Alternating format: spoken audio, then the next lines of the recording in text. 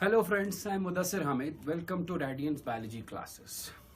आज के वीडियो में हम बात करेंगे ह्यूमन हार्ट के बारे में। ह्यूमन हार्ट के स्ट्रक्चर के बारे में हम बात करेंगे and in upcoming videos will discuss about the process of circulation of the blood through this heart, some congenital heart diseases and many more things, right? So let's start with the structure of the human heart. आपको मैं बता दूं कि human heart जो है it is mesodermal in origin, मतलब it will arise from the mesoderm of the embryo, right? कहां पर होता है? It is situated in the chest cavity, thoracic cavity, in between the two lungs, थोड़ा सा tilted towards the left side of the chest, right? इसका size कितना होता है? Size usually the size is of the size of the person's fist. इंसान की बंद मुट्ठी का जो जितना साइज होता है उसका साइज भी, हार्ट का साइज भी उतना ही होता है, right? This human heart is protected by a double layered membrane. Outside इसके एक डबल लेयर्ड मेम्ब्रेन होता है, डबल लेयर्ड कवरिंग होती है। This double layered covering is known as pericardium. Okay, this pericardium has got, as I said, दो layers हैं इसके, double layered है। इसका outer layer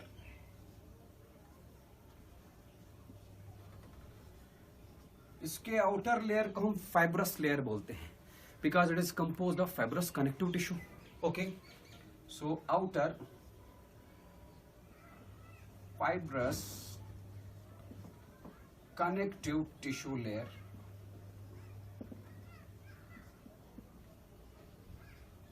plus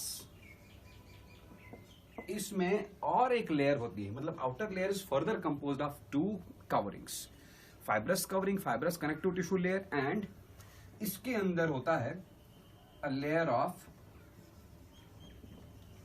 squamous epithelium, right? This outer layer is known as parietal pericardium.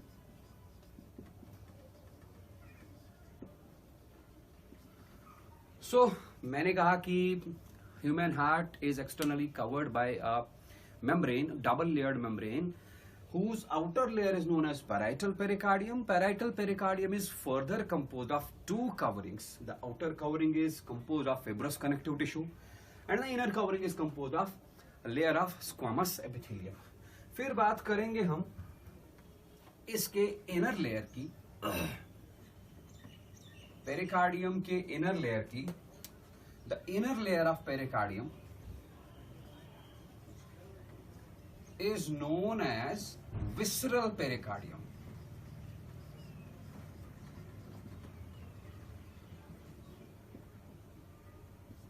Okay, and this visceral pericardium is composed of squamous epithelial cells, right?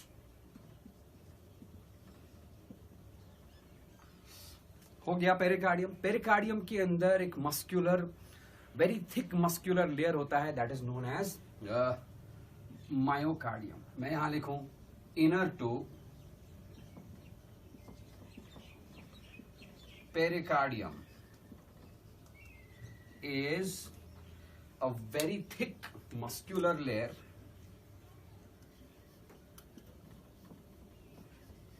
thick muscular part. This thick muscular layer is known as myocardium.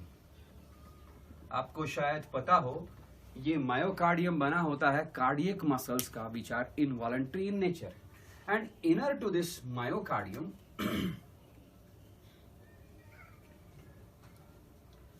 inner to myocardium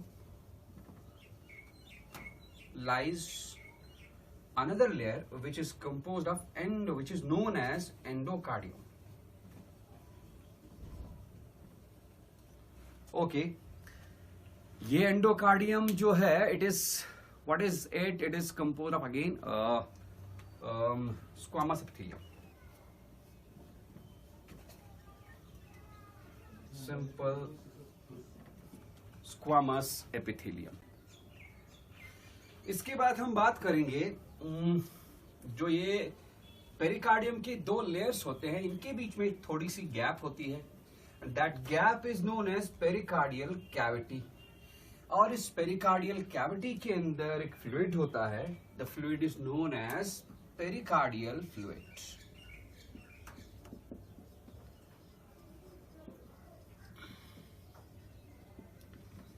ये pericardial fluid कुछ important काम करता है। क्या क्या काम करेगा? सबसे पहला काम, it prevents the heart from external jerks. दूसरा काम, ये दो पेरिकार्डियल लेयर्स को, माने बाहर वाले आप फाइब्रस लेयर यानी कि बाहर वाले प्रोटेक्टिव लेयर, बाहर वाले pericardial layer, parietal pericardial layer और विसरल पेरिकार्डियल लेयर को आपस में कोलैप्स नहीं होने देता, right? It prevents collapsing of pericardial layers.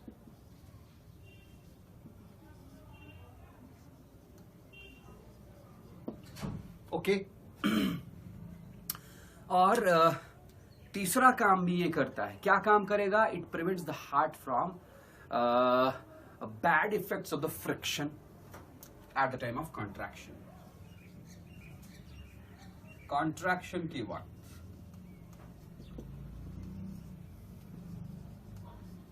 at the time of contraction it prevents the heart from bad effects of friction.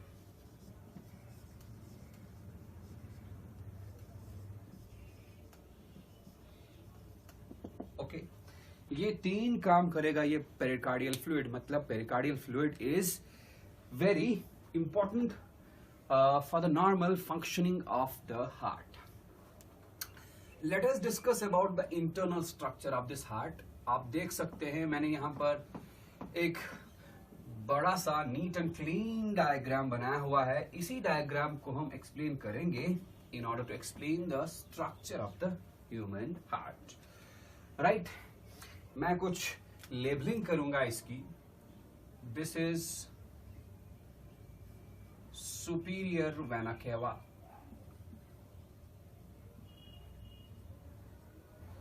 This one is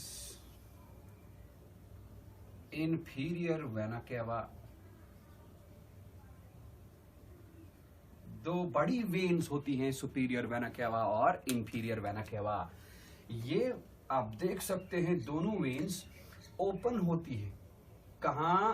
it is right auricle. Auricle बोलो या atrium बोलो, एक ही बात है। Superior vena cava से upper parts of the body से deoxygenated blood आएगा और inferior vena cava brings the deoxygenated blood from lower parts of the body into the right auricle, right? उसके बाद राइट ऑरिकल और ये रहा हमारा राइट वेंट्रिकल। में अंदर ही नाम लिखूंगा इसका, राइट वेंट्रिकल। राइट ऑरिकल और राइट वेंट्रिकल के बीच में एक पार्टीशन होता है। ये इस पार्टीशन को हम बोलेंगे राइट ऑरिक्यूलो वेंट्रिकुलर सेप्टम। और इस ऑरिक्यूलो वेंट्रिकुलर सेप्टम में यहां पर एक ओपनिंग होती है, एक वाल्व होता है। This valve is known as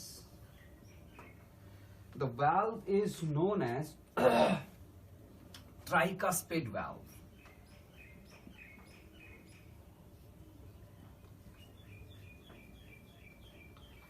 ये ट्राइकस्पिड वाल्व क्या काम करता है? ये राइट ऑरिकल से राइट वेंट्रिकल की तरफ ब्लड फ्लो कराता है in a regulated manner. Okay, then right ventricle में आप देख सकते हैं, या ये वाला रहा लेफ्ट वेंट्रिकल।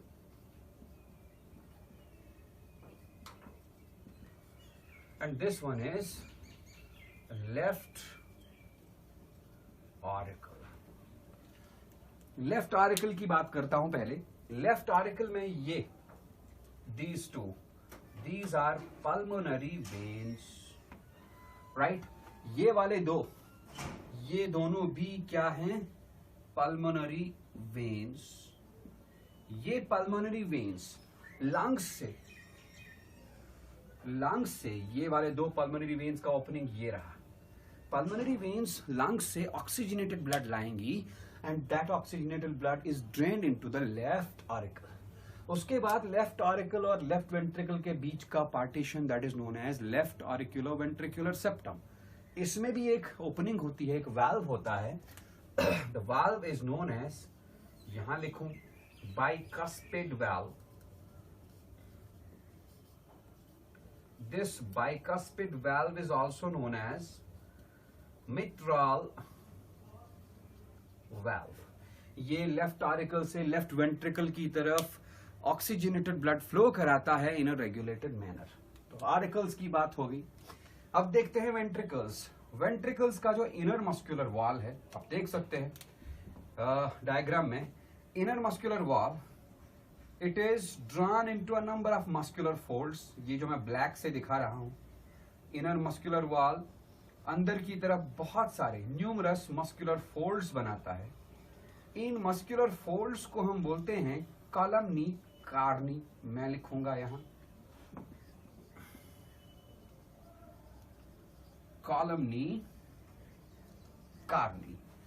कॉलमनी कार्नी के एंड्स पे जो मैंने ब्लू से दिखाया है, the ends of columnae carneae are known as papillary muscles.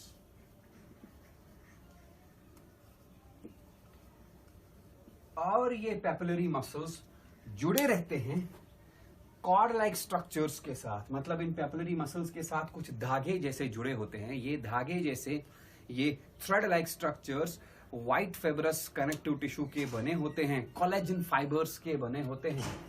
These thread like structures जो कि एक साइड से पैपिलरी मसल्स के साथ जुड़े और दूसरे साइड से वाल्व के साथ, यहां पर ट्राइकस्ट वाल्व के साथ और यहां पर बाइकस्ट वाल्व के साथ जुड़े हैं। These white fibrous, these collagen fibrous threads are known as chordae tendineae.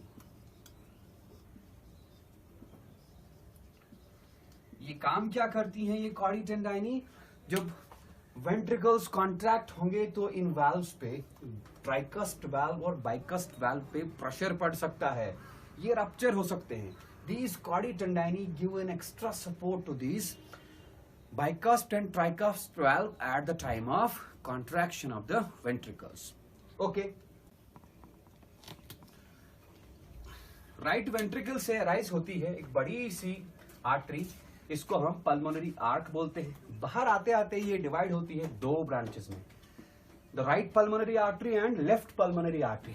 ये दोनों आर्टरीज लंग्स को ब्लड सप्लाई करती है। कौन सा ब्लड? हमने पिछले लेक्चर में आपको बताया है कि right part of the heart contains deoxygenated blood. तो जाहिर सी बात है ये पल्मोनरी आर्क, पल्मोनरी आर्टरीज दोनों लंग्स को डीऑक्सीजनेटेड ब्लड सप्लाई करेंगी। नहीं तो नॉर्मल केस में हम क्या बोलते हैं कि arteries carry oxygenated blood while as veins carry deoxygenated blood. But यहां पर ये एक्सेप्शनल केस है, सारे आर्टरीज ऑक्सीजनेटेड ब्लड कैरी करेंगे but pulmonary arteries carry deoxygenated blood to the lungs. Lungs में उस ब्लड का ऑक्सीजनेशन हो गया और ऑक्सीजनेटेड ब्लड वापस आया थ्रू पल्मोनरी वेन्स। बाकी वेन्स कैरी करती है deoxygenated blood but pulmonary veins 4 हैं, 2 राइट लंग से, लेफ्ट लंग से आते हैं, 2 राइट लंग से आते हैं। These pulmonary veins drain the oxygenated blood into the left auricle. Okay. Similarly, left ventricle से एक बड़ी सी artery arise होती है, which is known as the great aorta. और इस aorta से बहुत सारे branches निकलते हैं, like renal artery, mesenteric artery, gastric artery वगैरह वगैरह। वो arteries बॉडी के different organs को arterial blood यानी कि ऑक्सीजनेटेड ब्लड सप्लाई करती है। One more point to be noted here is, दो ऑरिकल्स के बीच का जो ये सेप्टम है इसको हम बोलते हैं inter auricular septum, like this one. इस इंटर ऑरिक्यूलर सेप्टम में एक जगह पर ओपनिंग होती है कुछ इस तरह। This opening is known as coronary sinus.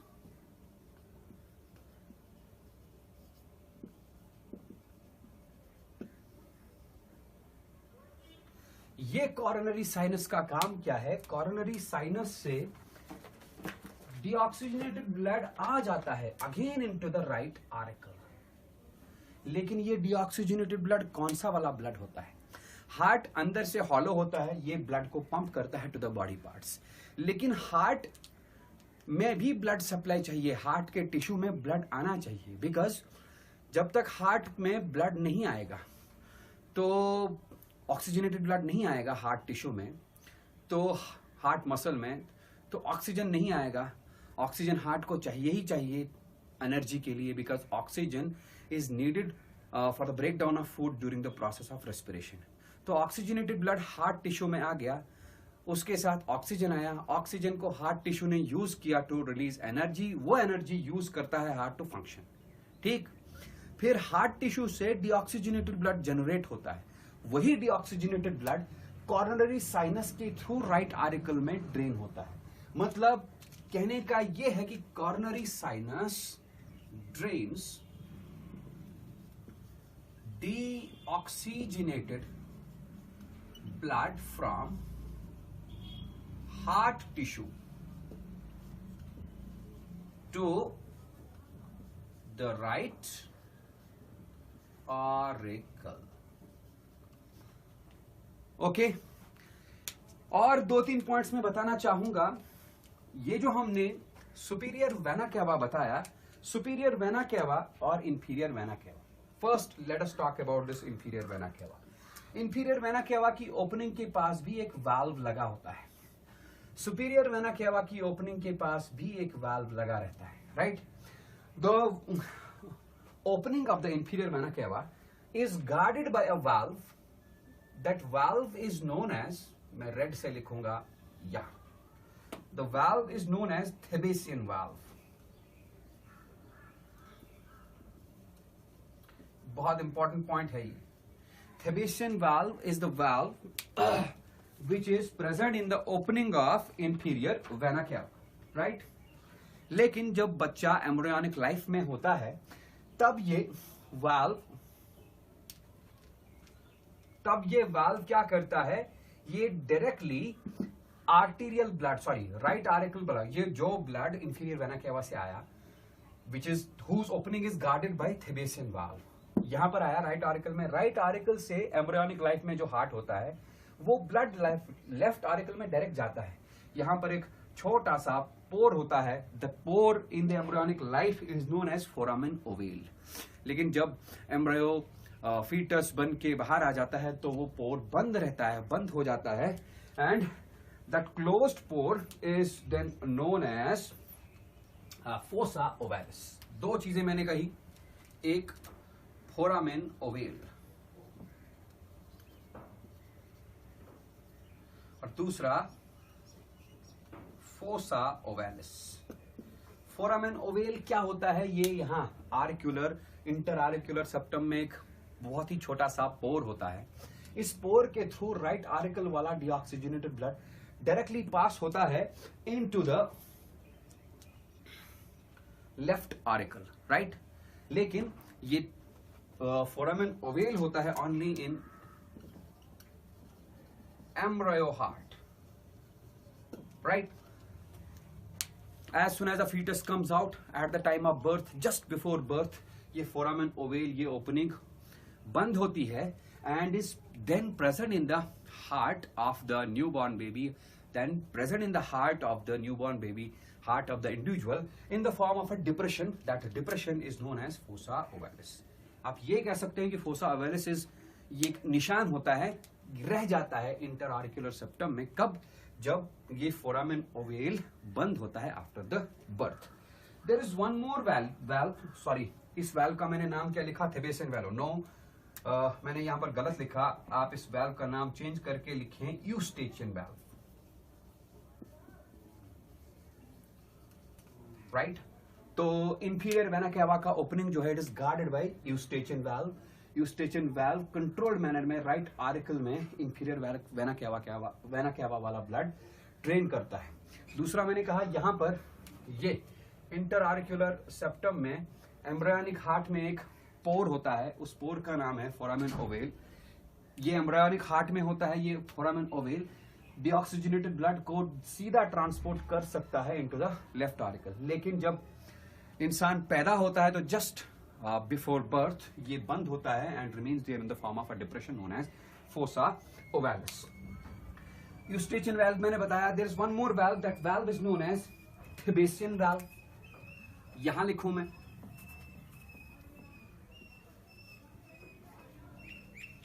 This thebesian valve is present in the opening of coronary sinus। अभी मैंने कहा coronary sinus, coronary sinus के opening में एक valve होता है, that valve is known as Thebesian valve।